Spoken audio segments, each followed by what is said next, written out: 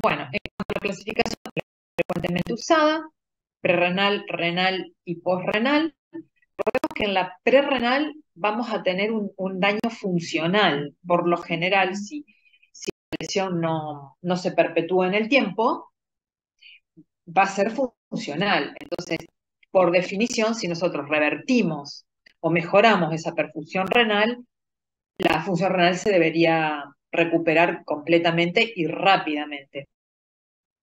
Por supuesto, ya vamos a ver que si esa lesión funcional del parénquima se perpetúa en el tiempo y bueno, va a llegar al nivel de lesionar el parénquima, ya ser una causa, digamos, anatómica, ¿no? Entonces, prerrenal, funcional. Corregimos la perfusión, corregimos las causas, debería mejorarse rápidamente.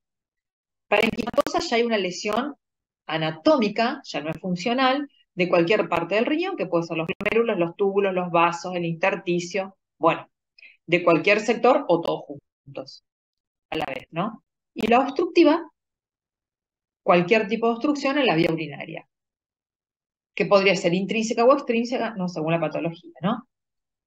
Esto también de mantenerse causa lesión parenquimatosa por una cuestión de hiperpresiones, pero ya lo vamos a ver. Recordémosles esto, oliguria menos de 400, anuria menos de 100. Nosotros hablamos muy libremente anuria, está anúrico, y en general los pacientes están oligúricos, no anúricos, pero bueno, tengan estos números como concepto. Y entre las causas, fíjense que hay 1.000.000, si no más. Hay montones de las causas de insuficiencia renal aguda, tendríamos que ver un poquitito más las más frecuentes. Entre las causas también es más fácil para recordar clasificarlas en prerrenales, renales y post. Entre las causas prerrenales, bueno, de la frecuencia va a depender un poquitito del medio donde nosotros estemos. Por ahí, el que hace pediatría o el que hace adultos mayores, bueno, va a ser más frecuente por ahí la deshidratación, la diarrea también en los niños, por cualquier pérdida, ¿no? Ya sea diarrea, pero por ahí si nosotros vamos a un hospital un poquito más grande, bueno, vamos a ver un montón de las cuestiones, por ejemplo, por hemorragia, por quemados, grandes quemados, toda la patología cardiovascular que produzca bajo gasto cardíaco. Pero esas son las causas más comunes. El hepatorrenal también es muy frecuente en esta clasificación.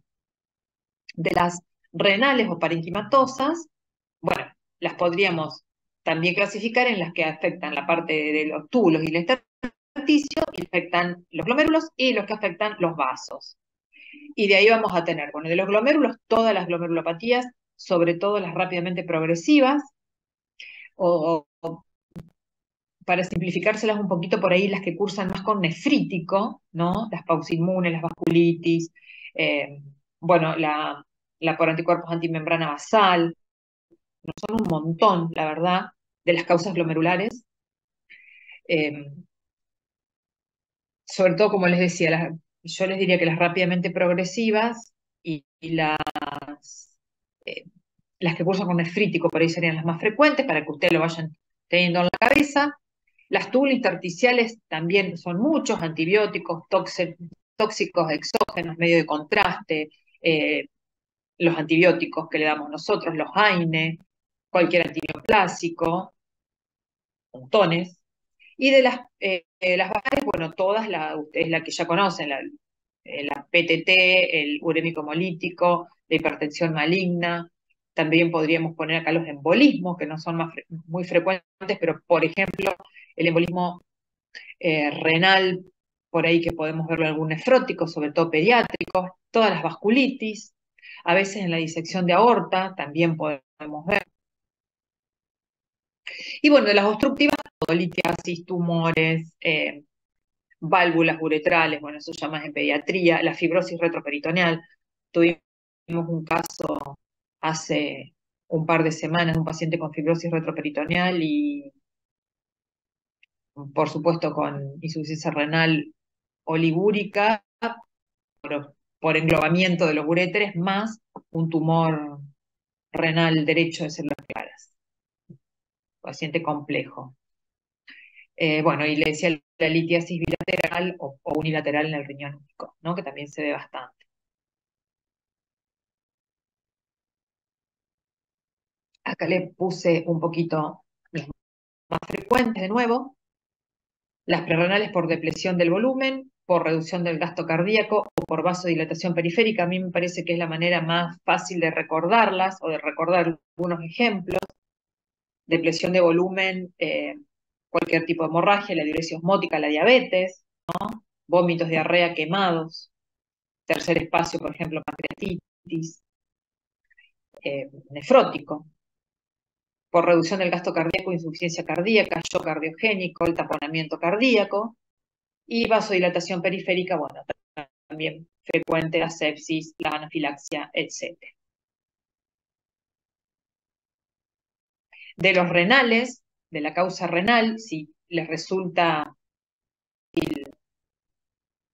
dividirlos de acuerdo a la parte anatómica, digamos que va a afectar, sabemos que la parte vascular, todas las vasculitis, urémico hemolítico, PTT, GEL, glomerular, las rápidamente progresivas, la postinfecciosa, que a veces puede ser una rápidamente progresiva, lupus. Bueno, en el intersticio, la nefritis intersticial aguda, ahí englobarían todas las afectaciones, y en los túbulos, la necrosis tubular aguda. Esa es la NTA. Y por último, posrenal, como les decía, litiasis, tumores, fibrosis retroperitoneal, el cáncer de vejiga, el cáncer de cervix, las válvulas, bueno, eso ya es más en niños. Bueno, ahora unas palabras sobre la necrosis tubular aguda.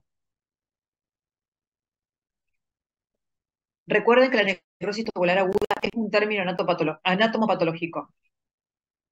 Nosotros a veces hablamos mal, porque a toda insuficiencia renal aguda le decimos es una NTA.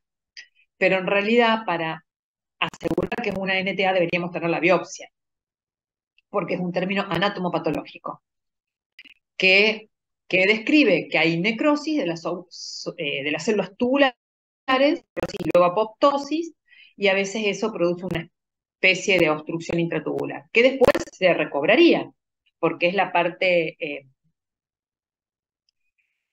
células tubulares, digamos, ¿no? Que se pueden regenerar. Entonces nosotros le decimos por ahí necrosis tubular aguda a todas las insuficiencias renales agudas renales, a veces sin tener la biopsia porque es la más frecuente. Pero de las renales es la causa más frecuente, que podría ser dos mecanismos, la isquémica o la nefrotóxica. Isquémica podríamos decir, por ejemplo, todo lo prerrenal que se sostiene, y la nefrotóxica, bueno, ya sea tóxicos intrínsecos o extrínsecos. ¿Se entendió esto? Profe, dentro de las etiologías isquémicas para la necrosis tubular aguda son más frecuentes que las tóxicas, ¿no? También esto te diría, depende a dónde estés, porque nosotros con un servicio de cardiología gigante, como tenemos en el Hospital Cuyen, las nefrotóxicas son muy frecuentes por medio contraste, son muy Claro, frecuentes. porque yo había leído en el Farreras, que es Sí. español incluso, y ahí mencionaba como que eran bastante similares, pero que las isquémicas eran más frecuentes, y por eso le quería consultar acá qué es lo que pasaba.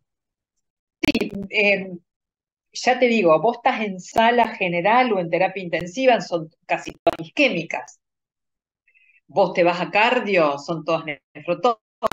Pero sí, te diría que levemente mayor las isquémicas. Pero estoy haciendo grandes números, no porque yo haya hecho el número. No, no, sí se entiende. Muchas gracias, profe. No, de nada. El problema que hay, por ejemplo, es que muchos pacientes con insuficiencia, o por ejemplo, diabéticos, hipertensos, que tienen algo de fallo renal, por lo general tienen algo cardiológico también. Entonces, ingresan al hospital no solamente cardiológico, sino también vascular periférico, por ejemplo, con un pie diabético. Y ese pie diabético seguro que va a arteriografía para definir la conducta quirúrgica. Y bueno, y posiblemente entre las 24 y 48 horas hacen la necrosis tubular aguda. Nosotros tenemos una paciente que ya es la segunda vez que ingresa por pie diabético en las dos Es una paciente renal crónica que tiene aproximadamente 2,30 de creatinina de base, diabética, panvascular. La primera vez que ingresó, en la primera arteriografía hizo una necrosis tubular aguda que hubo que dializarla, después recuperó función renal y se fue, y ahora ingresa de nuevo por otra vez pie diabético, con bajos controles, digamos, ¿no? Y, a ver, déjenme ver. Si no me equivoco, se hizo la arteriografía el miércoles o el jueves pasado. El viernes la vimos con diuresis conservada, la función renal estable. Viernes a la noche entró en oliguria, sábado tuvimos que dializarla, el domingo no, orinó un poquitito más, el lunes recuperó ritmo diurético, sería hoy, y hoy se dializó de nuevo y posiblemente ya después no dialice más. Pero esto es muy frecuente para nosotros, por medio de contraste, por supuesto. Y acá, como les decía, eh, isquemia renal de la NTA. La isquemia renal va a producir por dos mecanismos, digamos, por un lado unos cambios en el glomérulo de características hemodinámicas y por el otro lado el daño tubular. Entonces, esa alteración hemodinámica del glomérulo, por un lado produce la contracción del mesangio, la vasoconstricción, o sea, la constricción de los vasos, y una congestión de la médula, que esa congestión nos va a llevar a disminución del aporte de oxígeno y a su vez va a empeorar el daño tubular y ayudar un poquito al daño tubular también, ¿no? Y entonces vamos a tener doble mecanismo. La isquemia daña los túbulos y a su vez esa congestión de la médula va a dañar los túbulos también. Y esos túbulos van a producir la obstrucción tubular y todo esto en conjunto, la disminución del filtrado glomerular. Esos serían los mecanismos más o menos isquémicos. Hasta acá vamos bien. Necrosis tubular aguda, causa más frecuente de enfermedad de insuficiencia renal aguda renal o parenquimatosa. ¿Hasta ahí vamos? Sí, bro. ¿Seguro? Bien. Porque ahora vemos otros que pueden confundir. Nefritis tubulointersticial aguda. Fíjense que también es NTA. Esto al revés de afectar sobre todo los túbulos renales con necrosis y apoptosis, esto va a afectar el intersticio renal, donde va a haber una gran cantidad de infiltrado inflamatorio. Las causas son frecuentemente inmunoalérgicas, pueden ser infecciosas también. Lo clínico que nos puede llegar a hacer la diferencia, porque clínicamente van a ser insuficiencias renales agudas, aumento de la urea, aumento de la creatinina, oliguria, y algunas otras cosas más que aumentan, ¿no? Pero, ¿cómo vamos a pensar, es una IRA, una NTA o es una nefritis tubular aguda? Bueno, podríamos, si tenemos la suerte, encontrar los eosinófilos en orina. Por lo general, la nefritis tubulointersticial aguda tiene leucocituria y si el bioquímico es avesado, nos va a informar que son eosinófilos. Pero también puede tener microhematuria y también puede tener proteinuria, aunque no siempre la presenta, ¿no? Ahora, si tenemos la tríada clásica de la nefritis tubulointersticial aguda, estamos salvados, porque ya sabemos qué es esto. La tríada clásica es exantema, fiebre y eosinofilia, pero fíjense que solamente el 10% de los casos tiene esa tríada, que antes se describió como clásica, ahora vemos que no es la más frecuente forma de presentación. Entonces, tenemos que indagar bien a ese paciente si tiene una historia previa exposición a determinados fármacos, ¿no? Es la única manera de poder saber si no tiene todo esto, si es una NTA o una nefritis tubulointersticial aguda. ¿Por qué es importante esto? Porque unas publicaciones dicen que si a la nefritis tubulointersticial aguda le instauramos precozmente corticoides, mejoraríamos el pronóstico a larga data y acortaríamos el periodo de evolución, ¿no? Entonces se recuperarían los pacientes más rápidamente. Pero bueno, a veces es difícil decidir instaurarlo o no los corticoides si solamente tenemos la clínica. Y otro término similar, pero totalmente distinto, es la necrosis cortical, Esto es un cuadro grave. Grave es producido por una coagulación intravascular que puede ser total o parcial de la corteza renal. Recuerden que en la corteza tenemos los glomérulos. Esto es secundario a patologías graves. Digamos, un paciente no puede venir de su casa con una necrosis cortical. Estos son los grandes quemados, los grandes electrocutados, los solemos ver, y es frecuente en todas las complicaciones periparto, sobre todo lo que tienen gran sangrado, ¿no? El desprendimiento de placenta normoinserta, bueno, las hemorragias parto, en eso es lo que más vemos frecuentemente. También en la intoxicación por etilenglicol está descripta y en los venenos de algunas serpientes, pero bueno, nosotros la verdad que no hemos visto muchos, pero sí todo relacionado con el embarazo, los quemados y los politraumatismos graves. Esto es totalmente distinto, esto se recupera, no es como la necrosis tubular aguda, una vez que se murió la corteza renal, esto no se recupera.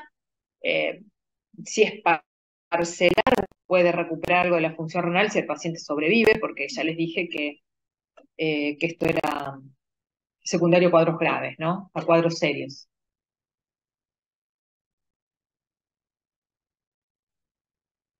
Esto es un cuadrito como para que vean qué es lo más grave y qué es lo que más chance tienes de recuperarse.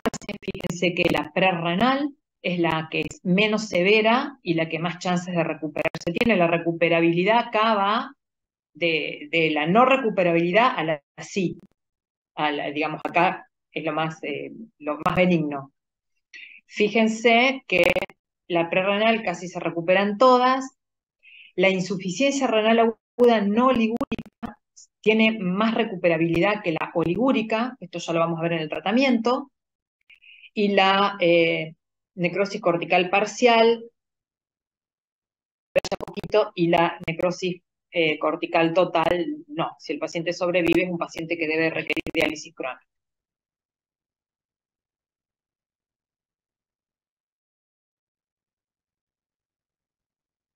Bueno, ¿cómo vamos a hacer el diagnóstico? Anamnesis, exploración física siempre, antecedente. Estos son pacientes que tienen algún antecedente, hemorragias, toma de medicamentos, vómitos, diarrea, insuficiencia cardíaca descompensada, bueno, tratamiento diurético por un síndrome nefrótico, bueno, un montón de cuestiones, ustedes ya la vieron.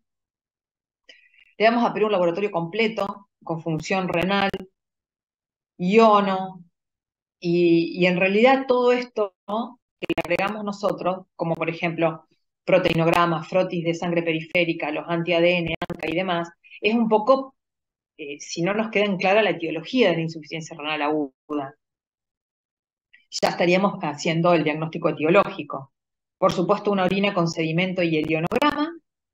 Y bueno, después también podríamos ir agregando, de acuerdo a la clínica, CPK, amilasa y un montón de cuestiones más. Ecografía renal siempre y eventualmente, y esto va a ser eventualmente, una biopsia renal y ya les voy a explicar cuándo.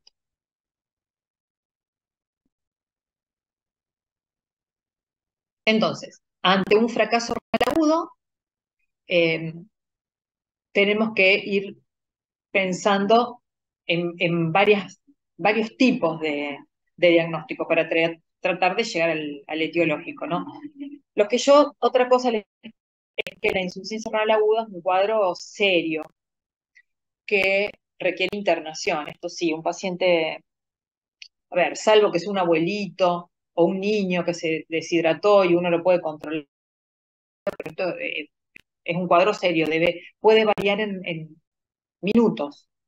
Entonces, es importante tenerlo en un centro bien controlado, ¿no? Porque puede llegar a requerir diálisis. Fíjense esta paciente que les contaba.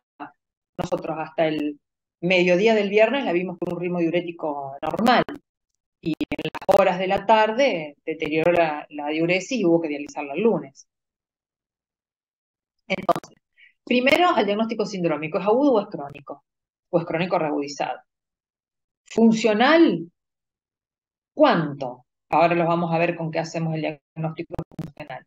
Fisiopatológico, si es renal, post o pre. y el etiológico, que sería el último paso, ¿no?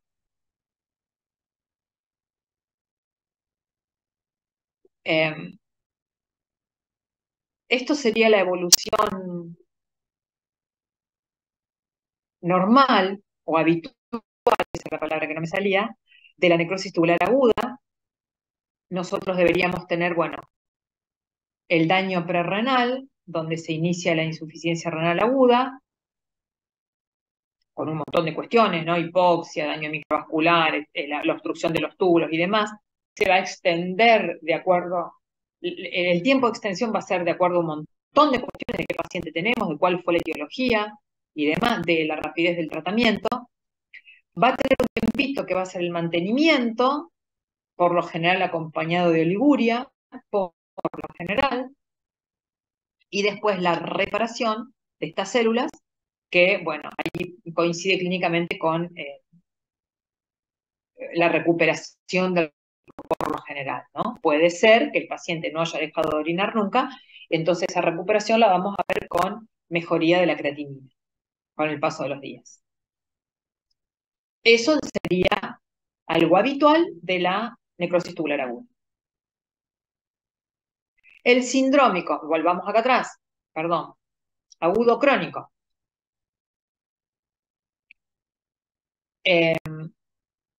A veces, como les decía, no es lo más frecuente, a veces me refiero, si no conocemos la historia previa de ese paciente, no conocemos la función renal previa de ese paciente, a veces no es fácil saberlo, pero tenemos que tener en cuenta estas cuestiones.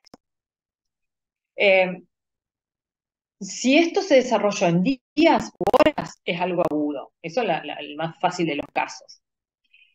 Si ya hay una evidencia o una sospecha clínica,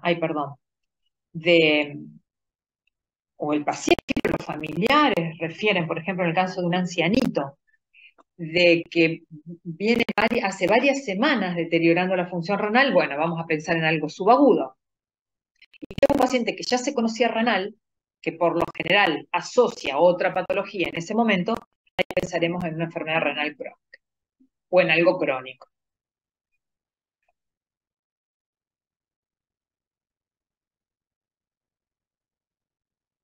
Y cuando no sabemos nada y nos llega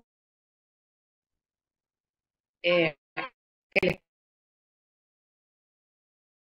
evolución, un antecedente de hipertensión ahí, diagnosticada hace 2 o 3 años, y nos llega a la consulta con 3 de creatinina. Y ahí no sabemos si esos 3 de creatinina son crónicos, por esa hipertensión que tenía, si esos 3 de creatinina son totalmente agudos, por la diarrea y los vómitos, o era una crónica que reagudizó. Entonces, primero las patologías previas. Para hacer un renal crónico tenemos que tener un antecedente. Por lo general, en nuestro medio, diabetes, hipertensión arterial. Tenemos que buscar, en lo posible, si ese paciente tenía algo, controles previos, función renal previa, si algún familiar nos puede traer algún laboratorio donde aparezca una creatinina previa, eso sería lo ideal. Otra cosa que nos puede orientar es el aumento de la creatinina. A veces no es tan así, pero bueno, en los casos de insuficiencia renal aguda, por lo general, el aumento de la creatina es mayor a 0,3 miligramos, mientras que en la renal crónica se mantiene un poquito más estable. Y le vamos a preguntar a nuestro paciente si previamente tenía síntomas de insuficiencia renal crónica. Náuseas, vómitos, anorexia, pérdida de peso, calambres, poliuria, todos síntomas de una posible enfermedad renal crónica. Bueno, acá les anoté que el color terroso de la piel, eso es típico del renal crónico y prácticamente descartaría un fracaso renal agudo. Y al laboratorio podemos buscar algunas otras cositas, como por ejemplo la anemia, una anemia bien tolerada, una hipocalcemia, la hiperfosfatemia, una acidosis metabólica que no se justificaría por otras causas, pero que es bien tolerada. Eso iría también a favor de una enfermedad renal crónica. No siempre los pacientes, porque por supuesto, de acuerdo a la etiología, vamos a ver que no cambien tanto los parámetros del laboratorio. Por ejemplo, puede tener una anemia porque el paciente sangró, por ejemplo, y es una insuficiencia aguda, pero puede no tener anemia, como por ejemplo la poliquistosis renal, y ser un enfermo crónico. Entonces tenemos que ir sumando datos para tratar de llegar al diagnóstico si es renal agudo o es renal crónico. ¿Cómo vamos hasta ahí? Bien, profe. ¿No se mezclaron Sí. mucho?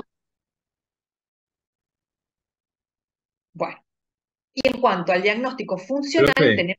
Sí, una decime. duda respecto a la presentación de la crónica. Eh, Sí, ¿Puede presentarse con oliguria o anuria en vez de poliguria? ¿O en ese caso sería reagudizada? la crónica. Sí, Sí, por lo general el paciente crónico sostiene la diuresis prácticamente hasta que entra a diálisis. Es poco probable que esté oligúrico o anúrico o un renal crónico. Sí, salvo que haya reagudizado o salvo que sea la fase terminal donde el paciente ya llega urémico y demás, pero es poco probable. Por lo general los pacientes renales crónicos pierden la diuresis una vez que entran a diálisis. ¿Mm? Por lo general. perfecto, gracias. De nada. Bueno, y en cuanto al diagnóstico funcional, tendríamos la aplicación de Rifle, la Quino o la clasificación de las CADIGO, que son más o menos parecidas. La Rifle muy usada en la terapia. Acá están más o menos las tres juntas. Fíjense que no solamente incluye los valores de CREA, sino también la oliguria. Esto es difícil de acordarse por ahí todo, pero bueno, nosotros, ¿por qué hacemos hincapié en esta clasificación? Porque por lo general nosotros vemos a los pacientes una vez que están acá. Acá se hacen las interconsultas eh, de los pacientes con insuficiencia renal aguda. Cuando nosotros los encontraríamos en una fase, digamos, más precoz, podríamos actuar clínicamente, digamos, ¿no? No es lo mismo que un paciente haya estado ligúrico 6 horas que haya estado ligúrico 2 días, por ejemplo. Cuando llegamos ahí, ya no podemos hacer otra cosa más que realizarlo. Pero bueno, esto de acuerdo a qué medio cada uno usa el que más le gusta. Nosotros usamos más bien el rifle y también las CADIGO. Por ahí aquí nosotros no la usamos tanto, pero fíjense que son más o menos parecidas. Eh, y para un fisiopatológico, bueno, lo primero que vamos a pedirle a nuestro paciente va a ser una ecografía renal, sobre todo para descartar algo obstructivo, por un lado, y por el otro, porque nos va a dar mucha información de lo renal, ¿no? Cómo están los riñones, el tamaño, etcétera, etcétera. La hiperecogenicidad, a veces en estos casos es común de hallar, porque la hiperecogenicidad nos puede mostrar un proceso inflamatorio, entonces, bueno, pueden ser riñones hiperecogénicos también, en los riñones de la insuficiencia renal aguda.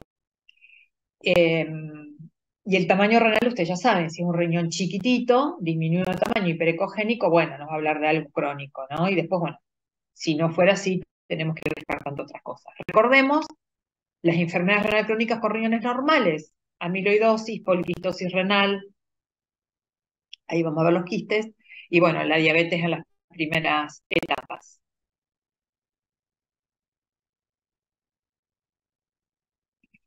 Entonces, ecografía renal, y ahí ya descartamos los... Para mí, lo más fácil es pensar primero pre y post. Descartamos el post con una ecografía y después vemos si el paciente tiene algo de prerrenal. Entonces vamos a tener que ver hemorragias, diarrea, uso de diuréticos, recuerden las insuficiencias cardíacas descompensadas, le ponen o edema agudo pulmón, qué sé yo, le ponen diurético y después hacen la insuficiencia renal aguda. Un nefrótico que hemos tratado con diuréticos. Bueno, ustedes saben todas las causas del shock, los shock tanto hipovolémicos como por sepsis. Y eso nos van a guiar algunas cuestiones, nos van a guiar la hipotensión arterial, el ortostatismo, el paciente va a estar taquicárdico, si tenemos la posibilidad de hacerle una vía central central vamos a ver que tiene una PVC baja. Bueno, signos de deshidratación, puede ser también, ¿no? Y en estos casos lo que podríamos hacer, si nos impresiona que es prerrenal, y por supuesto que no hay ningún signo de sobrecarga, bueno, iniciar la expansión de volumen, ¿no? Debería, si solamente es funcional prerrenal, responder rápidamente a la expansión de volumen. A veces, como para forzar un poquito, podemos agregar un poco de diuréticos para tratar de forzar esa diuresis y que empiece a funcionar el riñón.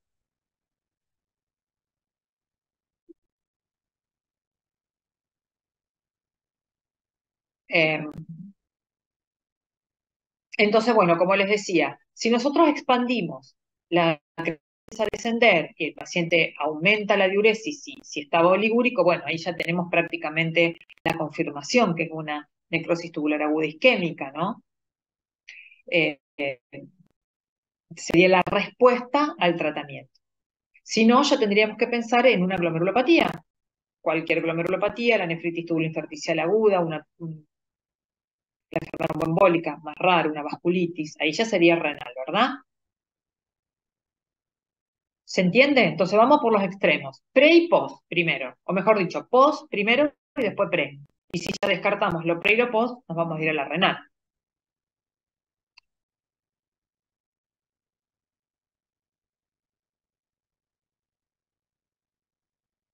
Esto no tengo miedo de confundirlos un poco más. Bueno, si tendríamos una creatina previa alterada, ya tenemos una enfermedad renal crónica. Si tenemos una creatina previa normal, ya sabemos que es una aguda. Vamos a tener, de acuerdo a la ecografía, vía dilatada, como les decía, es obstructiva. Listo, se lo mandamos al urólogo que lo resuelva. Después nosotros posiblemente tengamos que dializarlo también si no resuelve rápidamente, pero bueno, eso es del urólogo. Si es normal la ecografía, o sea, no está dilatada la vía, vamos a tener que pensar, ¿tiene factores prerrenales? Si los tiene, expansión, bueno, sangre, si es una hemorragia, y ahí debería mejorar. Ahí sería prerrenal. Si no tiene factores renales, ya tenemos que pensar en algo parenquimatoso. Vascular, intersticial, intrarrenal, lo que fuere, necrosis tubular aguda hasta que se demuestre lo contrario. ¿Sí? ¿Se entendió? Sí, pero Esto es más o menos lo mismo, me parece que los va a complicar más. Eh, y esto es más o menos lo mismo, me parece que los voy a complicar más. Recuerden de las postrenales, lo más frecuentes son las urológicas, pero vemos mucho también las ginecológicas, sobre todo secundarias a patología maligna. Esto es lo mismo. Bueno, esto veríamos en una ecografía de un fracaso renal agudo. Fíjense que hay una hiperecogenicidad en comparación con el riñón normal, pero es diferente. En este caso el riñón está algo aumentado de tamaño, está edematoso, eh, con las pirámides muy marcadas. Bueno, eso es típico de la enfermedad renal aguda, ¿no? Fíjense la diferencia. E incluso está gordito, está medio aumentado de tamaño, está como lobulado acá, ¿no? Esto nos habla de todo el proceso inflamatorio, ¿no?, que está sufriendo ese riñón.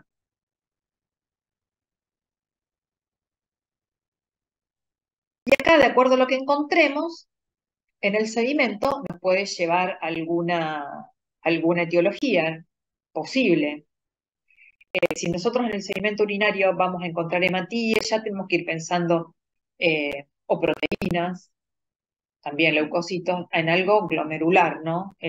Por lo general, la insuficiencia renal aguda prerrenal no tiene nada en el sedimento, por lo general, depende de la causa, ¿no? Pero ya si encontramos hematuria, encontramos proteínas, y bueno, tenemos que pensar que es algo parenquimatoso. En cuanto a los cilindros, 6 cilindros hemáticos es parenquimatoso, una glomerulopatía.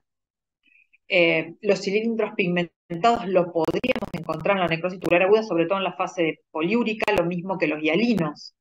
Los cilindros hialinos, cuando el en la ira funcional, cuando el paciente empieza a orinar, empiezan a que muestra que hubo necrosis de las células tubulares, ¿no? Que estuvieron ahí, una vez que recupera la diuresis, empiezan a salir por la vía urinaria.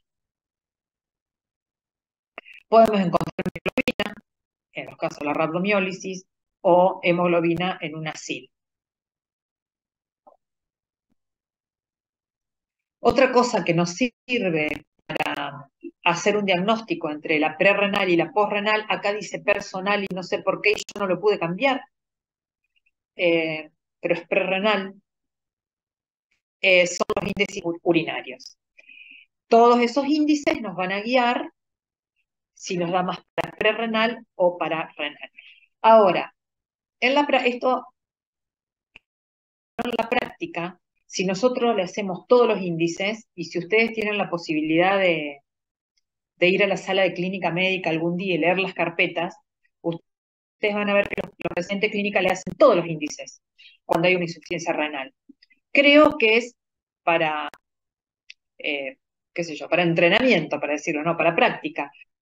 Si ustedes hacen todos estos índices, algunos le van a dar pre y otros le van a dar renal. Entonces tendríamos que irnos al mejor.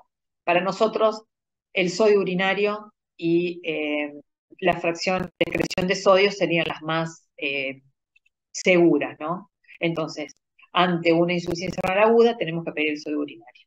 Si el sodio urinario está bajo, estamos hablando de una funcional.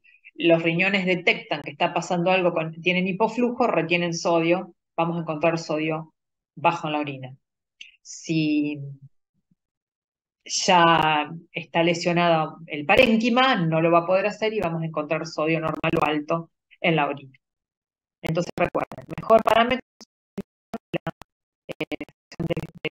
excreción de sodio. Estos son los valores, más o menos, menor de 1 y mayor de 1 para la excreción fraccional, y para el sodio urinario, menor de 12 por lo general, más de 20 en la parenquimatosa por lo general.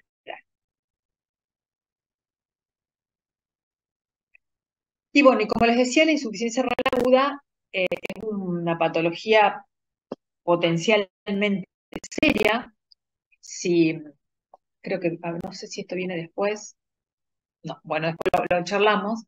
Puede evolucionar rápidamente, puede cambiar en horas, es un paciente cambiar en horas, el que no estaba oligúrico se transforma en oligúrico y puede, digamos, si no tiene un buen corazón y demás, hacer un edema agudo de pulmón. Si estaba con el potasio normal, pueden aumentar el potasio rápidamente, y si no estamos alerta, se nos muere el paciente por una hiperpotasemia, ¿no? Entonces, fíjense que son muchísimas las complicaciones: insuficiencia cardíaca congestiva, sobre todo por sobrecarga en la oliguria, arritmias por hiperpotasemia, pericarditis, edema de pulmón, el distrés respiratorio. De eso se mueren, ¿no? Los pacientes más graves. Convulsiones y coma en el caso del síndrome urémico, hemorragia digestiva, lo mismo.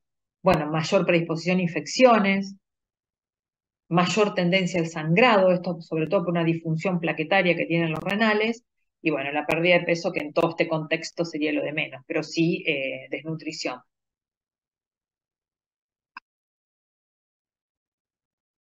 ¿Y cómo la vamos a tratar a la insuficiencia renal aguda? Bueno, primero vamos a ir al tratamiento médico, si se puede, depende de las condiciones del paciente. Si está deshidratado, lo vamos a hidratar, esto mayormente en la prerrenal, transfusiones de sangre si fue por una hemorragia, vasoactivos, por ejemplo, en el caso del shock por sepsis, antibióticos si está infectado, desobstructiva.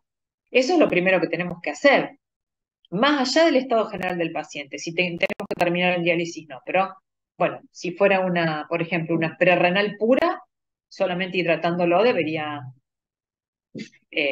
responder. Ahora bien, ¿qué es lo que tenemos que controlar?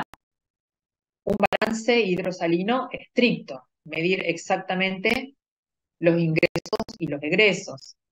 Es importante el control de diuresis estricto a este paciente. Si el paciente no colabora o está en mal estado general, hay que ponerle una sonda y tenemos que saber exactamente cuánto está orinando por hora.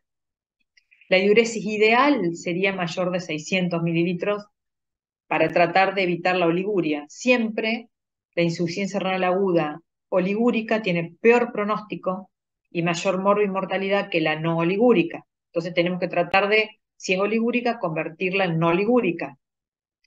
Un adecuado control de presión, sobre todo si está oligúrico. Restricción hídrica, bueno, va a depender de la causa, como les decía yo.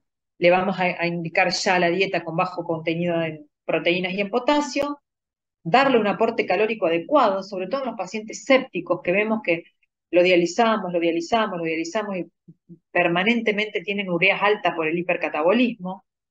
Si es necesario hay que ponerle una sonda, perdón. Y bueno, y los quelantes del fósforo se hace a hiperfatemia, pero eso es más tardío. Eso es lo que menos me preocuparía de la insuficiencia renal aguda. Y bueno, ¿y cuándo lo vamos a dializar a este paciente? Este paciente lo vamos a dializar si la oliguria no responde a estos tratamientos, si está sobrecargado, si tiene agudo pulmón, si está en anasarca y no responde a los diuréticos, si está hipercalémico y no responde a las medidas, si la acidosis metabólica no responde al tratamiento médico o en el síndrome urémico.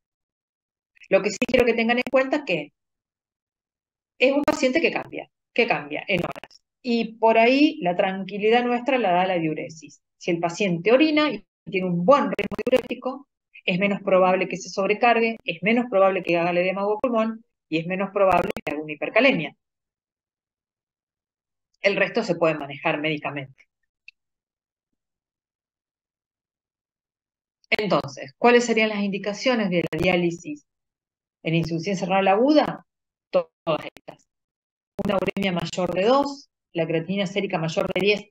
Por supuesto que nosotros no esperamos a 10 de creatinina o a 200 de urea. También sabemos que la instauración precoz de la hemodiálisis mejora la sobrevida. Entonces no llegamos a todo esto. Pero bueno, mientras, como digo siempre, mientras el paciente lúcido, no esté desorientado en tiempo de espacio y esté orinando, nos da un poquito más de tiempo. Hipercalemia, por supuesto, que no responde a las medidas. Si está en oliguria, hay que dializarlo. Hiponatremia, edema de pulmón que no responde a los diuréticos. Bueno, por supuesto, encefalopatía urémica, pero ahí no vamos a llegar nunca. La pericarditis es criterio de diálisis más allá de los valores. Y diálisis diaria y diálisis sin heparina. Hemorragia digestiva por urea, acidosis metabólica que no con el tratamiento médico. Y bueno, como les decía yo, el hipercatabolismo, ¿no? A veces son pacientes que mejora la creatinina, pero están con 3, 4 gramos de urea permanente. Hay que dializarlo igual. Bueno, y acá, ¿a qué paciente vamos a biopsiar y a qué paciente lo vamos a esperar y lo vamos a biopsiar por ahí más adelante? Si sospechamos una etiología renal parenquimatosa, digamos, que no sea necrosis, lo vamos a biopsiar. Si sospechamos una glomerulonefritis, por ejemplo. Si hay una enfermedad sistémica y queremos saber qué grado qué grado es agudo y qué grado es crónico, por ejemplo en el lupus, ¿no? Entonces ahí decimos, bueno, vamos a biopsiar a este paciente a ver si tiene chance de que esta insuficiencia renal se o no. Y si tenemos una necrosis tubular aguda y no revierte o no mejora en 4 semanas, ese paciente también se biopsia. Necrosis tubular aguda, estamos seguros que es una necrosis tubular aguda, descartamos todas las otras parenquimatosas. No se recuperó en 4 semanas, se biopsia, por las dudas. Ahora bien, diferente es el paciente trasplantado. El paciente trasplantado se biopsia antes, por lo general esperamos entre 1 semana y 10 días, en el post-trasplante el paciente no recupera la diuresis. Acá no vamos a sospechar otra patología, pero tenemos que hacer el diagnóstico diferencial entre necrosis tubular aguda, toxicidad por los inmunosupresores que le damos o rechazo. Entonces, ese paciente se trasplanta a la semana, 10 días, no recupera el ritmo diurético y no depura, biopsia renal. ¿Sí? ¿Se entendió? Sí, ¿Estamos bien? Sí, sí. Recuerden que eh, la necrosis tubular aguda es por la isquemia que tiene entre la ablación, digamos, y la conexión del renal al.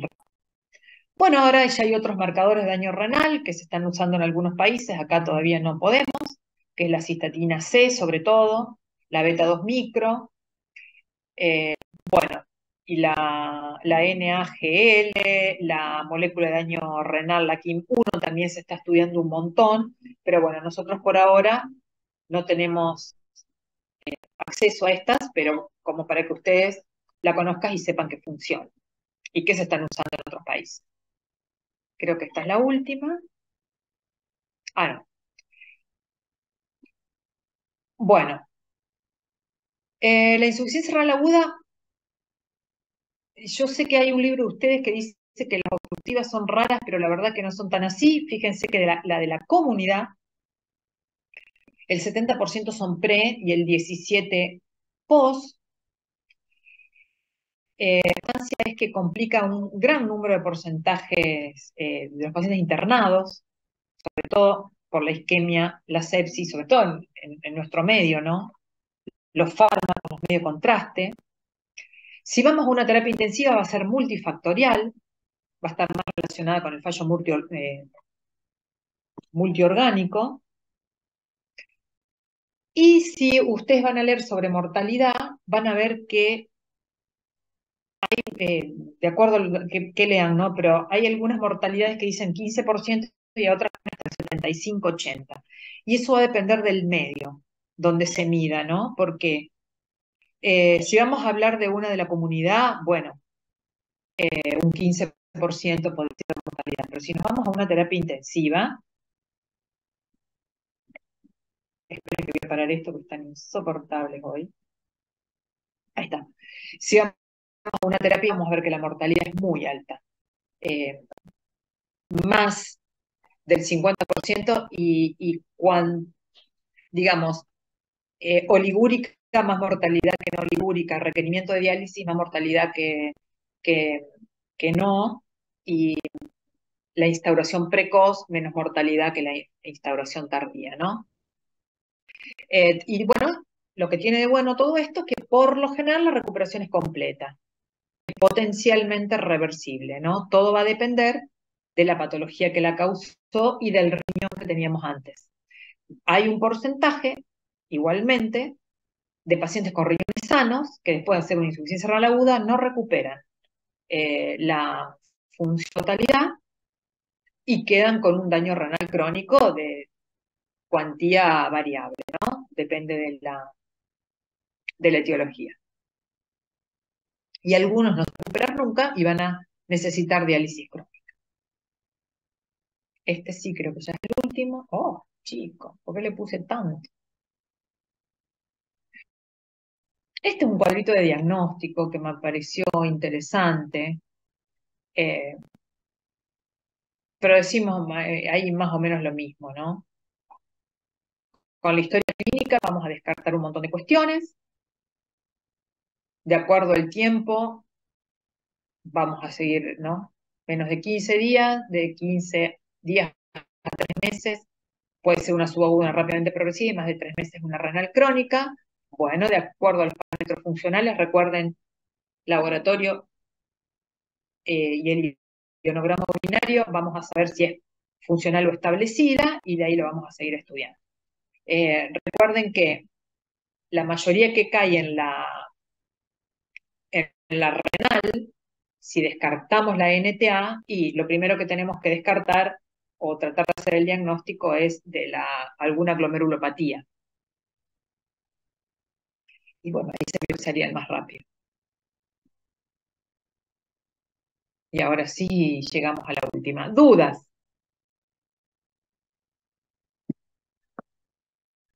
La NTA no es con aumento de creatinina, es descenso Sí, inclusive. Ah, ok. ¿Toda? Todas. La insuficiencia renal es aumento de creatinina. ¿Por Bien. qué me decís vos? No, había leído una plaquita que decía recién que NTA tenía descenso. ¿De la CREA? Ajá. ¿En cuál? A ver, vos decime. Eh, ah,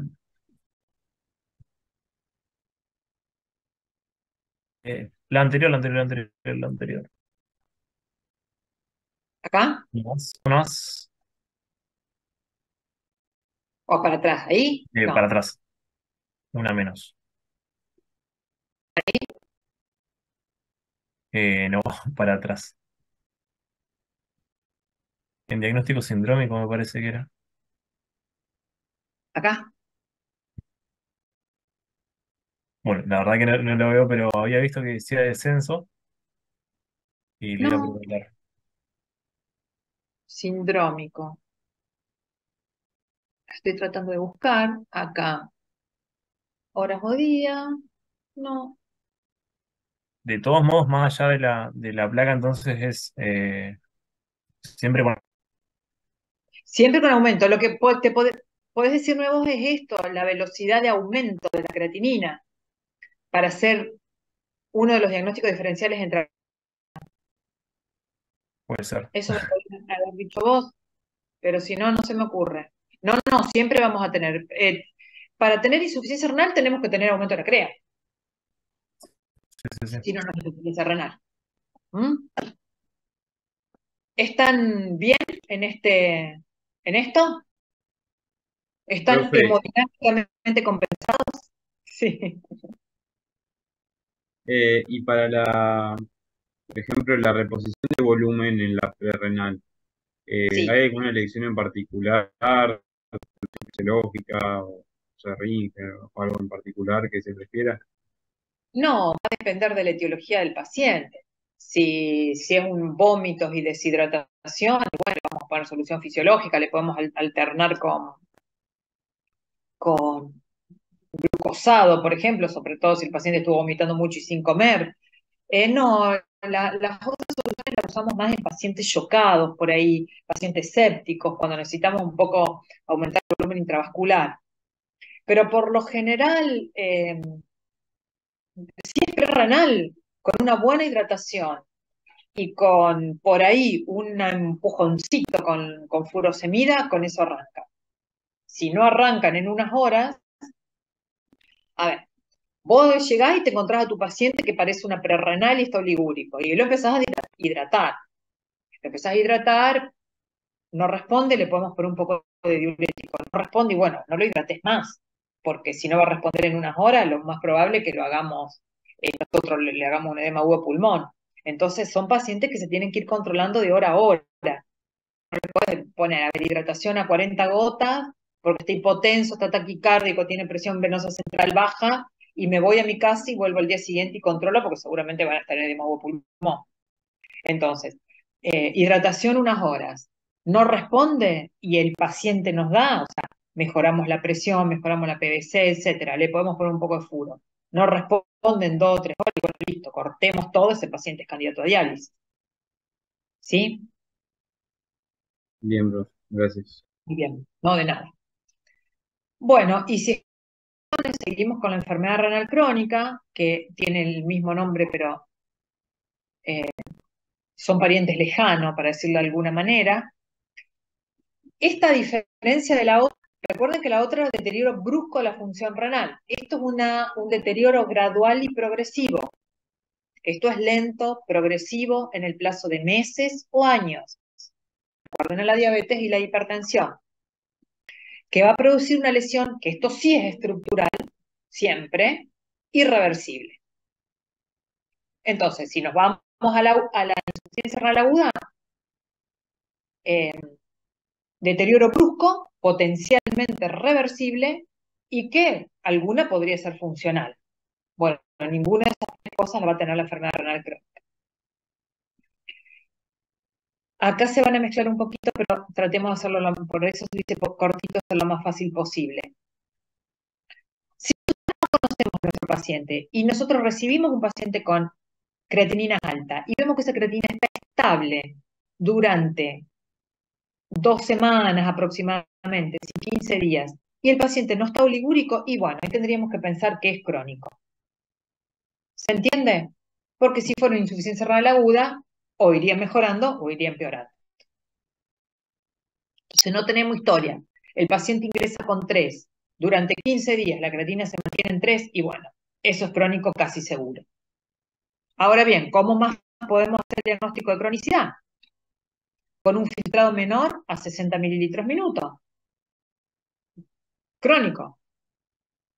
Si tenemos una lesión renal, por ejemplo, biopsiamos a un paciente con una glomerulonefritis y esa biopsia nos informa que hay daño crónico, fibrosis, esclerosis y demás, bueno, ahí ya sabemos que tenemos algo de crónico, lo tenemos por la biopsia, lo tenemos porque vimos el riñón, ¿no? O bueno, y otra manera de saber es, por ejemplo, el periodo de instauración. Si estamos por 3 meses con un deterioro de la función, y va a ser una renal crónica.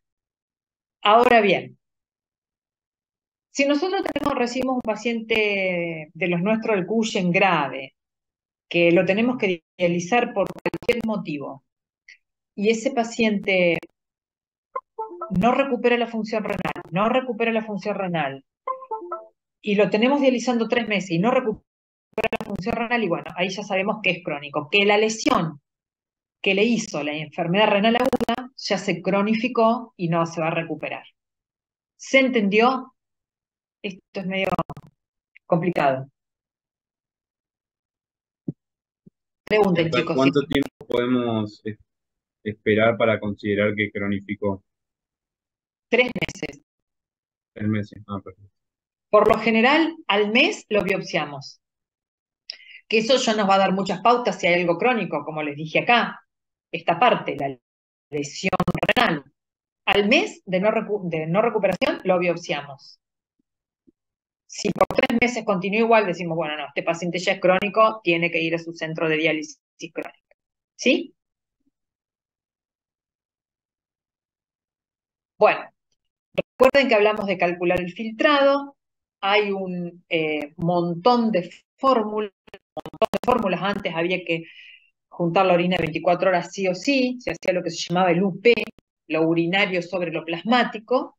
Bueno, después fueron apareciendo distintas fórmulas que las tenemos que tener en una aplicación, porque si no es difícil de calcular. Pasamos por el MDRD4, el MDRD6 y ahora la que estamos usando más es el CKD-EPI, porque tiene, digamos, es más exacta, ¿no? Y es más precisa en cuanto al filtrado.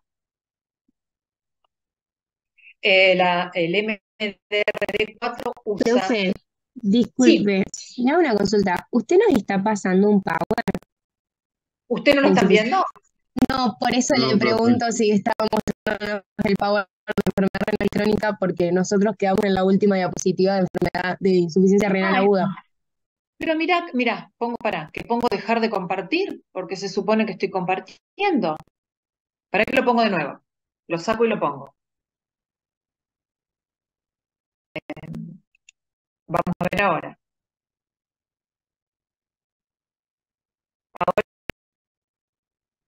Ahora sí. Sí, ahora sí. Ahora sí. No sé lo que pasó, chicos, porque lo tenía como compartiendo acá. Es más, me apareció el cartelito rojo que me aparece otra vez, dejar de compartir. Bueno, ¿empezamos de nuevo o qué quieren?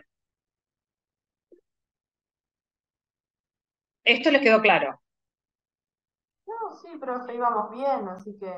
Bien, bien. Acá estábamos y acá se las pongo a ver si la pueden ver. Les decía, el MDRD de 4 variables usa creatinina, edad y sexo, pero fíjense todo lo que hay que multiplicar, así que es medio difícil. El SEC agrega el BUM y la albúmina. Y antes usábamos el Cockcroft Gold, que lo podemos llegar a usar si un día no tenemos la calculadora, que es poco probable porque todos la tenemos en nuestro teléfono celular, que es el 140 menos edad por peso sobre 72 por creatinina por 0,85 en la mujer. Pero bueno, eso ante alguna necesidad terrible, pero siempre recuerden que la más fidedigna es el CKD-EPI.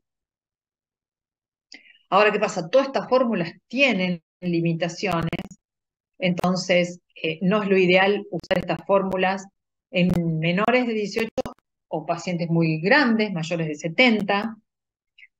Por ejemplo, desnutridos extremos u obesidad mórbida, dietas especiales, las dietas vegetarianas por ahí, malnutrición, en el caso de amputaciones, tampoco es fidedigno, cuadriplégicos, bueno, hemipléjicos, en las embarazadas no se usa, no sirve para la insuficiencia renal aguda, recuerden eso,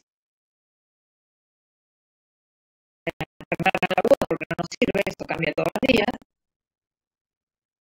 y tampoco para evaluar un potencial donante de riñón. Para evaluar un donante de riñón, ¿sí? Entonces, estas serían todas las limitaciones de cualquiera de estas fórmulas que nosotros usemos. Así es como vamos a clasificar la renal crónica. Hace muchos años se clasificaba de acuerdo al filtrado. Ahora, como sabemos que la proteinuria, digamos, es la primera fase de daño renal, se le ha agregado a la clasificación la presencia y la cuantía de microalbuminuria. Entonces, de acuerdo al filtrado, se van a clasificar en el grado del 1 al 5 y de acuerdo a la proteinuria o microalbuminuria del A1 al A3.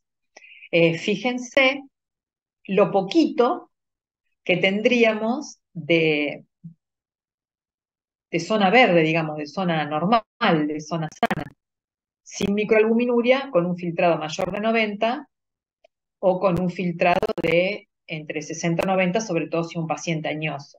Fíjense que todo lo demás, incluso teniendo un filtrado glomerular alto, pero si tenemos microalbuminuria, miren dónde nos pasa ya a la zona anaranjada, ¿no? Esto es para que vean la importancia de la microalbuminuria en el deterioro renal y en la progresión de la enfermedad renal. Bueno, los factores de riesgo de enfermedad renal crónica también hay un montón y podríamos clasificarlos en los factores de riesgo que nos aumentan la posibilidad de tener una enfermedad renal crónica, los que inician esa enfermedad renal crónica porque le producen un daño renal, vamos a verlos acá después, los otros factores, los factores de progresión y los factores que aumentan la morbimortalidad una vez que ya estamos en diálisis. Entonces, los factores que nos llevan a tener mayor posibilidad de daño renal. Recuerden, diabetes, hipertensión a la cabeza, enfermedad renal, enfermedad familiar renal, disminuida, hipoplasia, riñón único quirúrgico o congénito, bueno, eso es porque hiperfiltran las riñones que quedan. La edad avanzada, tenemos un envejecimiento renal, lógicamente. La obesidad, bueno, y el nivel socioeconómico bajo, como toda enfermedad. La obesidad también está relacionada con el hiperfiltrado. Los que afectan directamente o producen el daño renal, y ahí va a ir a evolucionar. Todas las enfermedades que afectan a nuestros riñones, autoinmunes, glomerulopatías, infecciones urinarias a repetición, hipertensión, diabetes, fármacos, bueno, todas las enfermedades que de alguna manera pueden afectar nuestros riñones. Los factores de progresión, los que van a acelerar la evolución de esa insuficiencia renal que va a hacer que el paciente diálisis. Proteinuria persistente, lo primero. Hipertensión arterial mal controlada, diabetes mal controlada, por supuesto, tabaquismo, dislipemia, la obesidad y la enfermedad cardiovascular. Y ya cuando nuestro paciente está en el estadio final, prediálisis o en diálisis, sobre todo en diálisis, lo que va a aumentar la mortalidad va a ser una dosis baja de diálisis se calcula con una formulita que se llama KTB. K es el coeficiente de ultrafiltración del filtro, T es el tiempo en diálisis, B es el volumen de distribución de la urea. Bueno, que la urea se distribuye por todo el organismo de manera igual. No importa, no hay barrera hematoencefálica, no hay nada. Entonces, el gramo de urea que tenemos en la sangre es el gramo de urea que tenemos en el cerebro. Entonces, eh, esta fórmula nos debería dar alrededor de 1,40 para decir que el paciente está bien dializado. Eso se hace únicamente en diálisis. Bueno, tener un acceso vascular bueno mejora la sobrevida en diálisis. Un paciente que tiene agotamiento, accesos vasculares, catéteres a repetición, tienen más riesgo de morirse. La anemia es un marcador de mal pronóstico. La hipoalbuminemia es un gran marcador de mal pronóstico en diálisis. Y otra cosa que se ha estudiado bastante es la derivación tardía nefrólogo. ¿Por qué? Porque son pacientes que llegan con un deterioro físico muy importante, lo que hace que anden muy mal en diálisis, no le podamos confeccionar un buen acceso vascular y por ende el tratamiento no llegan ni ahí al KTB de 1,40 con un catéter y se mueren más precozmente. Ya vamos a ver algunos casos clínicos el viernes.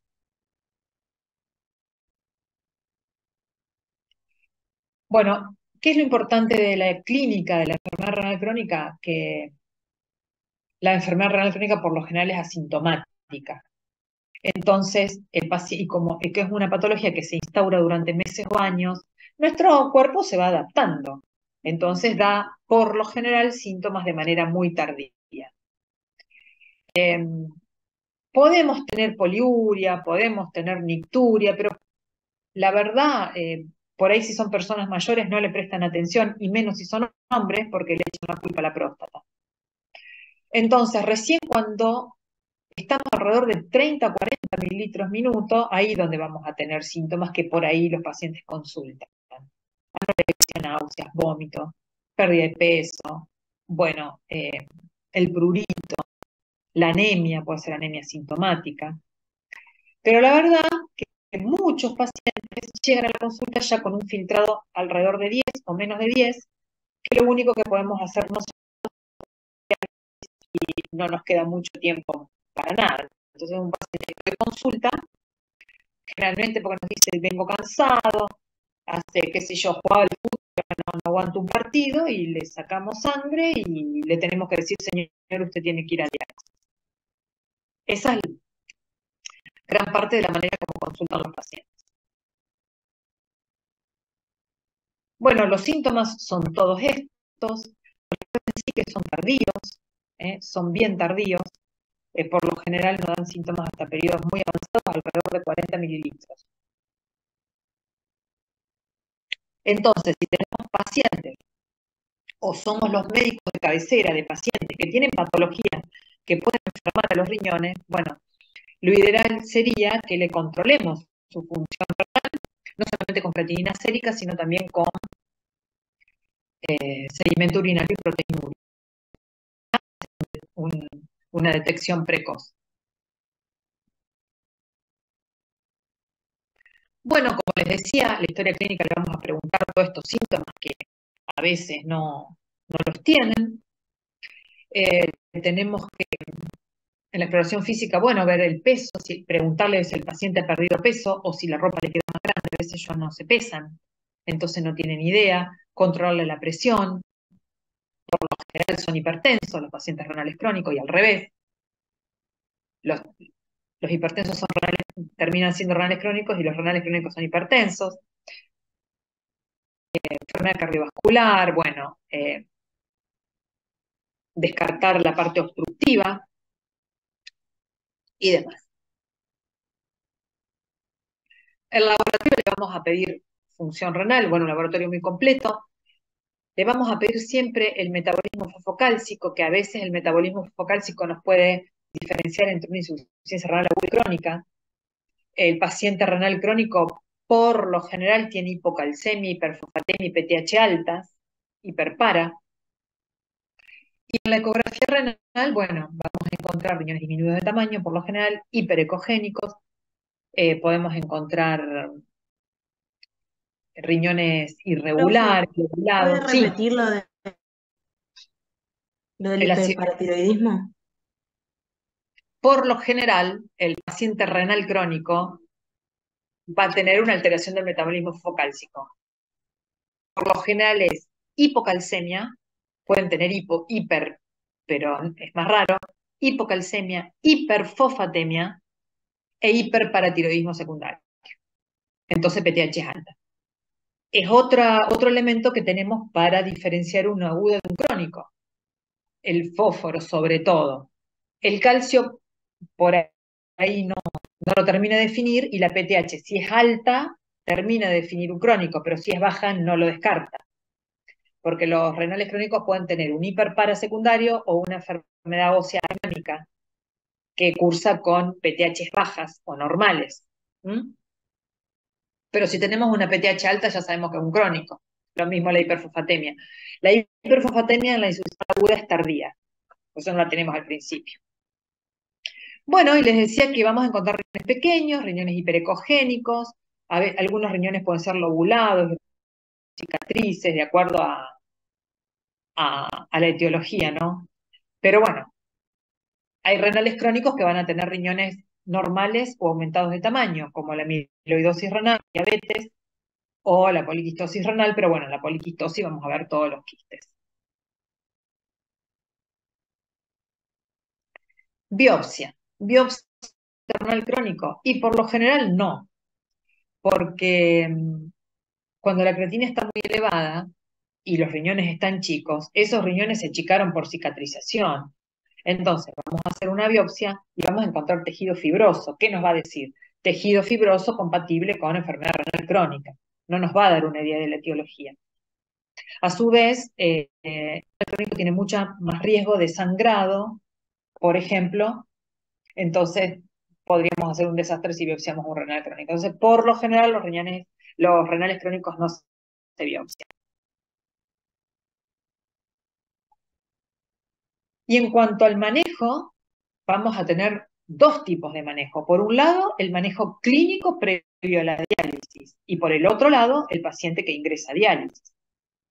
Por lo general son como, digamos, dos pacientes distintos.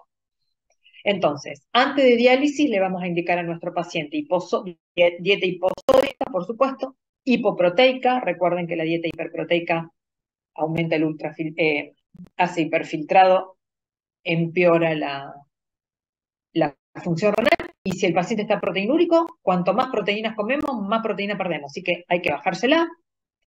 Baja en fósforo si está hiperfosfatémico y baja en potasio si tiene el potasio al límite.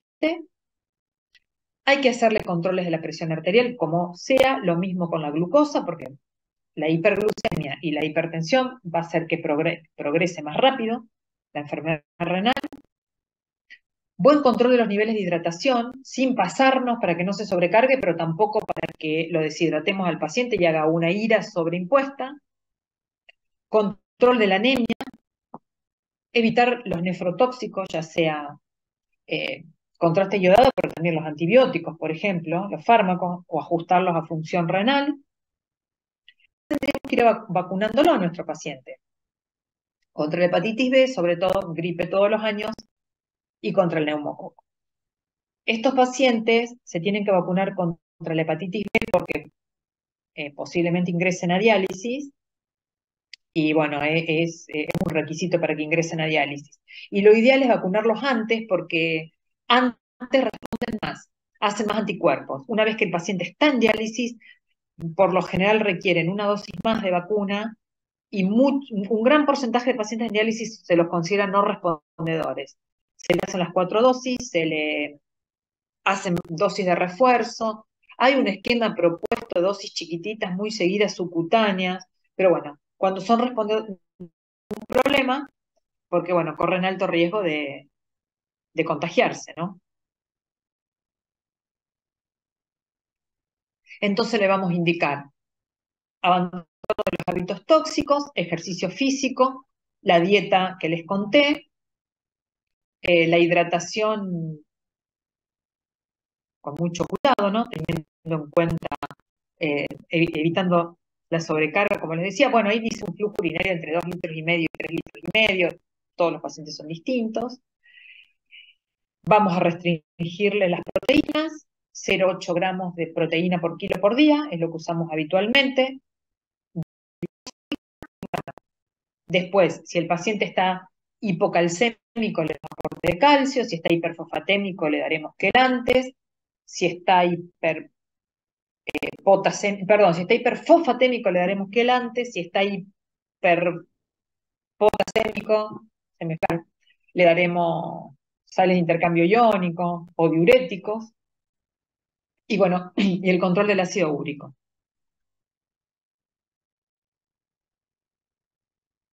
Fíjense que los fármacos no están contraindicados. Nosotros tenemos que usar lo necesario para controlar lo que sea, la presión, la diabetes.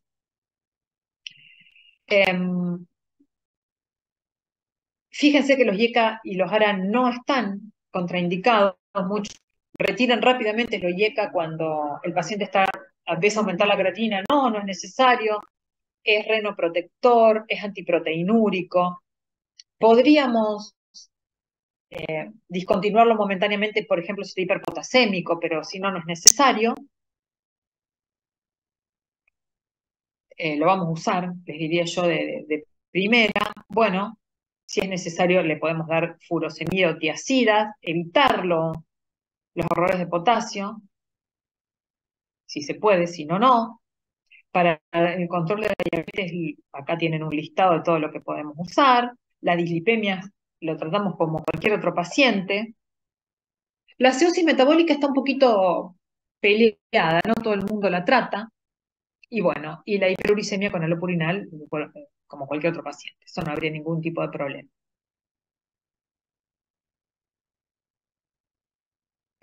Las complicaciones, como les decía, del renal crónico, sobre todo cuando está hiperidiálisis, la hipertensión arterial, la anemia, por lo general normocítica, normocrómica, pero también hay algo de déficit de hierro, y también hay disminución de la producción de eritropoyetina.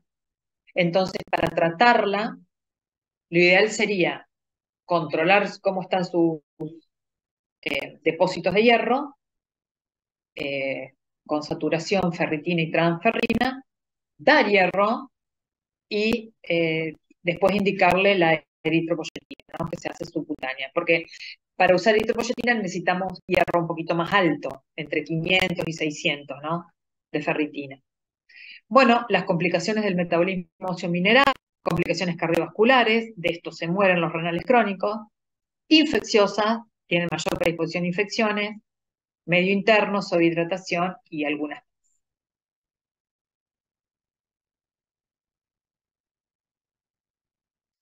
Bueno, esto es un poco más o menos lo mismo, más complejo. Me parece que esto para ustedes es mucho, aunque es muy lindo.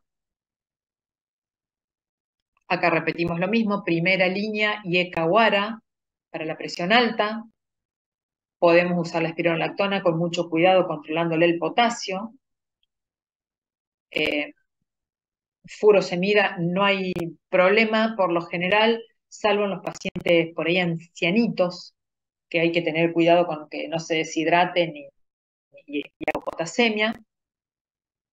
Ahora, si son pacientes con antecedentes de Angor, podemos usar los antagonistas cálcicos, también los beta bloqueantes, y si nuestro paciente está embarazado o está trasplantado, empezamos con alfametildopa. Después, más adelante, lo podemos pasar a los IECA o a los ARA. Bueno, la anemia, como les decía, lo que se recomienda es que no tengamos una hemoglobina menor de 10, pero que los pacientes añosos tampoco pasemos una hemoglobina de 12, ¿no? Porque, bueno, los pacientes mayores, sobre todo, con hemoglobinas mayores de 12, tienen más riesgo de un montón de cuestiones de insuficiencia cardíaca, de enfermedad cardiovascular, de trombosis del acceso vascular. Entonces, entre 10 y 12 sería un valor esperable para un paciente renal crónica en hemodiálisis, ¿no? Después, por supuesto, vamos a individualizar. Si es un paciente más joven, deportista, muy activo, le podemos indicar un poquitito más, ¿no? La idea es no confundir. La idea es iniciar rápidamente con hierro y con eritropoyetina, porque la transfusión nos va a dar anticuerpos que después nos va a complicar el trasplante renal. Entonces, idealmente, si el paciente no está sintomático, por ahí, aunque tenga hemoglobinas bajas, podríamos esperarlo, tratarlo con eritropoyetina, con hierro y esperar que haga efecto, ¿no? Pero bueno, todo va a depender de qué paciente tengamos frente a nosotros.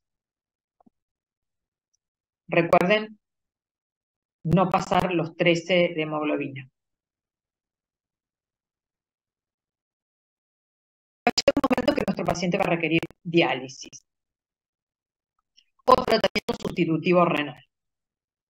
Cuando el filtrado glomerular cae por debajo de 15 minutos, por lo general, algunos pacientes 10 pueden aguantar un poquito más, pero se recomienda menos de 10 en cualquier paciente y menos de 15 en un diabético ya iniciar el tratamiento sustitutivo. O sea que alrededor de los 20 mililitros de filtrado glomerular deberíamos preparar a nuestro paciente para el tratamiento sustitutivo. Los tratamientos sustitutivos son 3: hemodiálisis, diálisis peritoneal y trasplante renal. Hoy sabemos que el trasplante renal mejora la sobrevida, mejora la calidad de vida y el riesgo de complicaciones. Tienen mucho menos porcentaje de complicaciones que los otros tratamientos. Bueno, la hemodiálisis, ¿qué es la hemodiálisis? Se hace el filtrado de la sangre a través de un filtro con una máquina. Requiere la confección de un acceso vascular, que puede ser una fístula, una prótesis o un catéter. El paciente tiene que ir a una clínica de diálisis 3 veces por semana y ese tratamiento va a durar entre 4 horas y media, 4 horas y cuarto y 4 horas y media, de acuerdo a un montón de factores, pero sobre todo del laboratorio y ese valor de KTB que les contaba, que es lo que nos dice la dosis de diálisis, si el paciente está bien dializado o está mal dializado. Esto es una máquina de hemodiálisis. Acá es un paciente que tiene su acceso vascular. Ya si pueden ir al hospital van a ver una diálisis en vivo, pero bueno, lo que es rojo para hemodiálisis para nosotros es arterial y lo que es azul para nosotros es venoso. En realidad es todo lo mismo.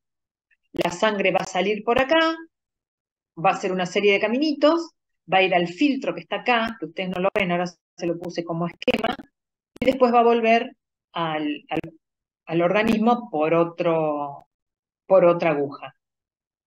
Sería más o menos esto el mecanismo, ¿no? Sale la sangre, acá es la fístula, sale la sangre impulsada por una bomba, en el medio del caminito se le hace parina, porque si no se coagula todo el circuito. Esta sangre va a pasar por un filtro. El filtro adentro está hecho con una membrana de distintos materiales. Bueno, para que ustedes se den una idea, son como las pajitas de tomar gaseosa, pero del grosor de un cabello humano. Esas pajitas son permeables, digamos, semipermeables y tienen microporos. La sangre va a ir por el medio de esas pajitas, por donde nosotros tomamos la gaseosa. Y después todo eso va a estar bañado en un líquido de diálisis. Bueno, después va a ir a lo que se llama una bureta atrapa burbujas, un sensor de presión y vuelve al organismo de nuestro paciente. Esto es lo que le decía yo, el filtro. Imagínense millones y millones de pajitas. La sangre va a ir por el medio y por el costado del filtro va a entrar el líquido de diálisis limpio, para decirlo de una manera, y va a salir el líquido de diálisis sucio. El líquido de diálisis no se va a poner en contacto directo con la sangre, sino a través de esa micromembrana.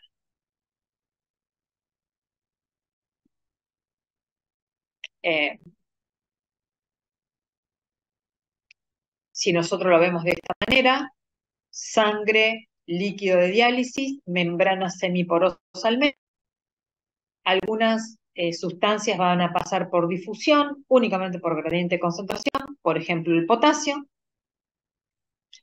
Otras sustancias van a pasar por difusión facilitada por los poros, por ejemplo la urea, que es una molécula alta, y otras van a pasar con convección. ¿Qué vamos a hacer? Le vamos a poner un poco de presión al compartimiento de la sangre, que va a ser, por ejemplo, tratar de eliminar agua, porque nosotros no podemos pasar agua de la sangre a un líquido, entonces tenemos que ponerle un poquito de presión, esa presión se llama convección, que va a hacer que nosotros podamos sacar líquido de nuestro paciente. Son pacientes por lo general que no orinan, entonces esa sobrecarga la podemos sacar así.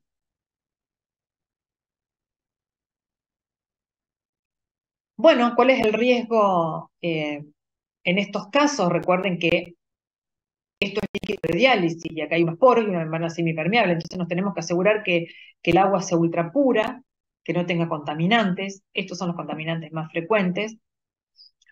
Pero bueno, para una agua ultra pura se usa una máquina que se llama ósmosis inversa, que tiene una serie determinada de filtros. Algunas son para minerales, otros son para coloides, otros son para orgánicos. Y bueno, lo que hace el pasaje del agua de red por esos distintos filtros, que tengamos al final una agua ultra pura, que es la que va a ir a la máquina.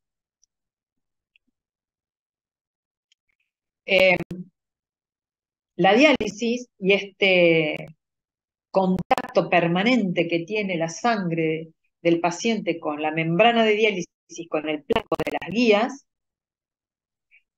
puede llevar a un montón de complicaciones. Estos son algunos, ¿no? Algunos más agudos y algunos más crónicos. La reacción a pirógenos es una reacción tipo escalofríos por la presencia de alguna sustancia en el líquido. El síndrome postdiálisis es por una diálisis, digamos, exagerada en tiempo, en un paciente muy urémico, donde le queremos bajar muy rápido la urea. Eso no se debe hacer. Y estas ya son más bien alteraciones crónicas, ¿no? Más años en diálisis, más riesgos de alteración de la respuesta inmune. Hay un proceso inflamatorio generalizado. Imagínense esa sangre en contacto con plástico. Puede haber una amiloidosis asociada a la hemodiálisis, síndrome del túnel carpiano por la B2 micro, disminución o resistencia a la eritropoyetina, que tienen anemias que son difíciles de tratar, bueno, y todos estos cuadros relacionados con el largo en tiempo en diálisis.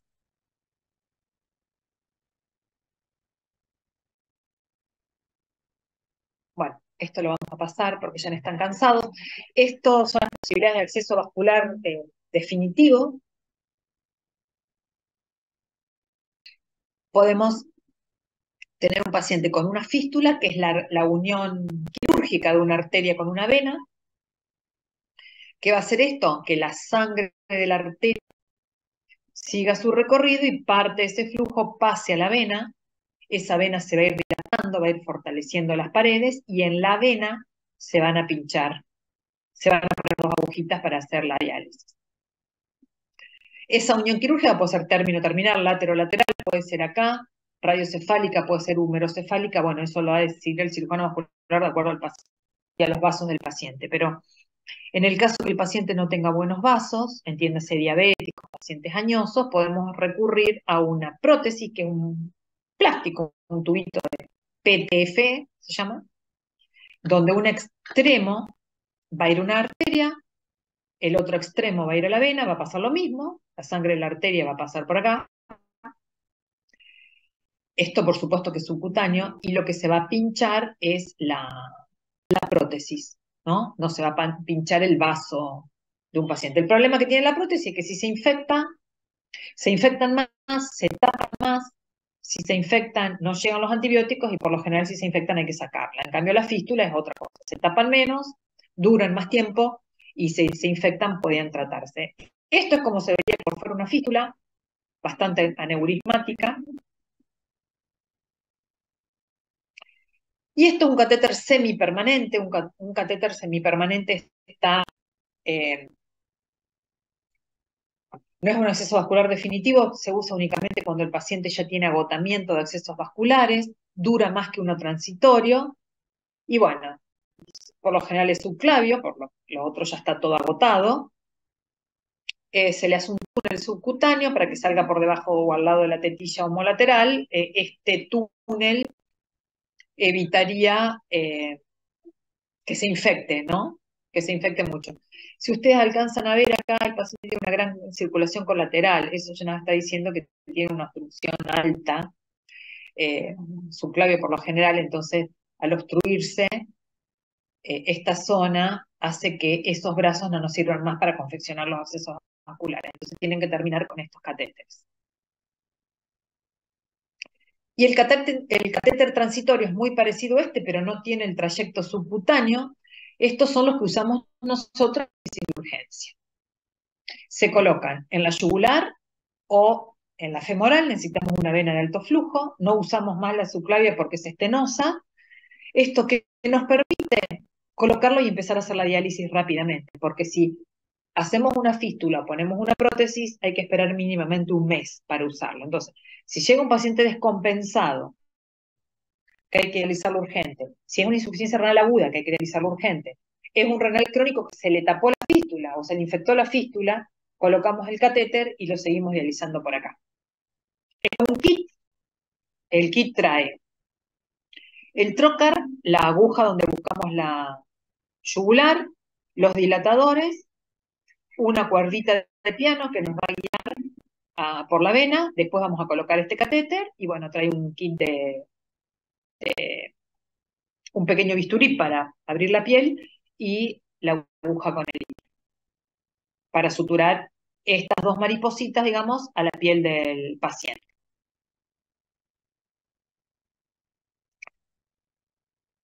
Complicaciones de la diálisis son bastante frecuentes, sobre todo las primeras diálisis, la hipotensión, la hipoxemia,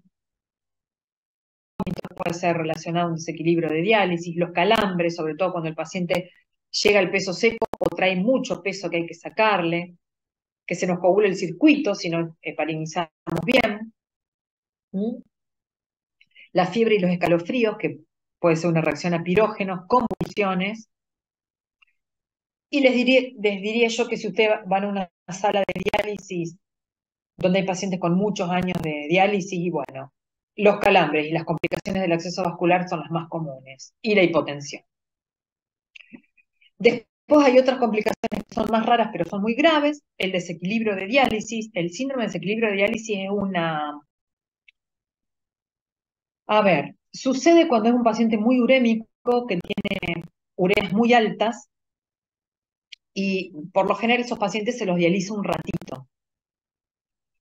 No queremos apurarnos a bajarles la urea porque nosotros bajamos la urea de los vasos, para decirlo de alguna manera, y queda la misma concentración de urea cerebral. Como esa urea no puede difundir por la barrera hematoencefálica, va a bajar la urea corporal total. Mantenemos una urea cerebral alta, va a atraer líquido y va a ser un edema cerebral que puede ser grave hasta con muerte, ¿no? Entonces, las primeras diálisis son cortitas, de poco tiempo, preferimos hacerle poco tiempo, más días. La hipersensibilidad, que puede ser el desinfectante que se usa para los filtros o al primer uso, se llama síndrome del primer uso cuando hace una reacción tipo anafilaxia a la membrana del filtro. Bueno, arritmias, hemorragias, hemólisis rara, embolia gaseosa muy rara, y los trastornos del hidroelectrolíticos en un error del líquido de diálisis que es muy raro porque la máquina y estas cosas no pueden pasar. Pero sí es muy frecuente las complicaciones del acceso vascular y cuanto más años en diálisis, más riesgos de complicaciones. Las trombosis, que pueden ser secundarias a una hipotensión arterial, por ejemplo, el paciente se le bajó mucho la presión en diálisis, pero, qué sé yo, se fue a la casa, después se le tapa la fístula. Cosa que veíamos muy seguido en el verano santafesino, de 54 de sensación térmica, los pacientes que viven en casas de chapa, donde mucho calor y demás, bueno, se les tapaba, en verano se tapaban todas las fístulas. Bueno, las infames, si está infectada, al paciente le vamos a ver la tríada, ¿no? Rubor, dolor, no esperemos la fiebre, recuerden que son inmunodeprimidos, pueden sangrar, un poco porque lo anticoagulamos en la diálisis y otro poco porque ellos tienen una disfunción plaquetaria. Un hematoma es la complicación de la punción. Aneurismas o pseudoaneurismas, eso es a largo plazo.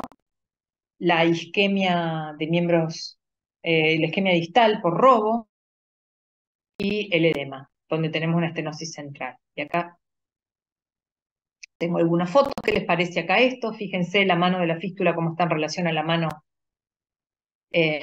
Es un paciente que tenía una fístula hecha hacía poquitito y es un paciente relativamente joven, renal crónico de causa no filiada, pero es y vimos que robaba, entonces hay que derivarla rápidamente al cirujano. Esta mano además estaba fría, tenía mucho hormigueo en los dedos, se derivó al cirujano, el cirujano rápidamente lo hizo de cerrarle un poco la boca. En realidad lo que hacen ahora es ponerle unos clamps externos, donde bajan un poco, sí, la luz de la arteria, y con eso se ahorra rápidamente el síndrome de robo. Esa fue una trombosis de una fístula también, en una paciente obesa, diabética, que fue muy complicada. Un día vino que no permitía más la fístula, fíjense el tamaño del trombo que tenía ahí. Y bueno, las otras las saqué por si no se nos iba a quedar muy largo. Eso en cuanto a hemodiálisis. Uno de los tratamientos sustitutivos renal. Segundo, diálisis peritoneal. La diálisis peritoneal tiene grandes diferencias en cuanto a la hemodiálisis. Vamos a usar nuestro peritoneo como filtro. Se va a colocar un catéter en la panza.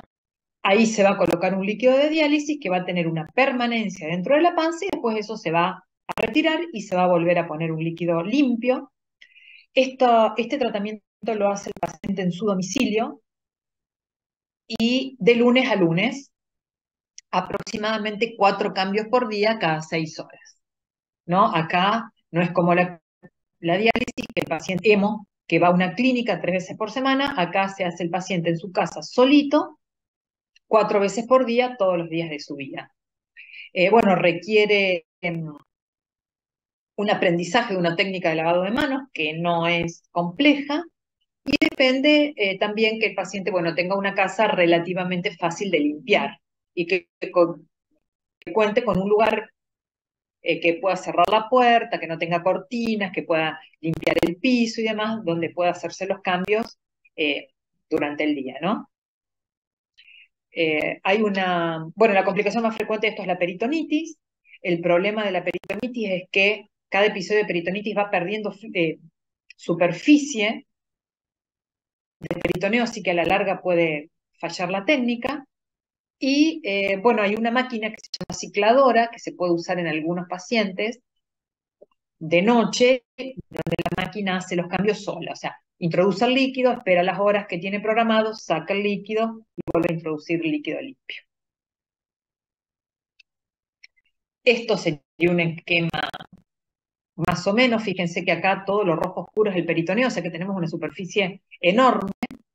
Generalmente las bolsas vienen dobles, tenemos una bolsa llena y una bolsa vacía, entonces el paciente se conecta, se lava las manos, se va a ese lugar, cerrado y limpio, donde no haya movimiento de gente, sobre todo donde se va a hacer el cambio. Se va a lavar las manos, va a desinfectar todo con alcohol y se va a conectar, va a sacar el líquido sucio primero que tiene en la panza y va a meter el líquido limpio, va a desconectar todo y va a seguir su vida normal. Los catéteres son así de colita de cerdo, que se les dice, con un montón de orificios, y se colocan en el fondo del saco de Douglas, y el orificio de salida es, por lo general,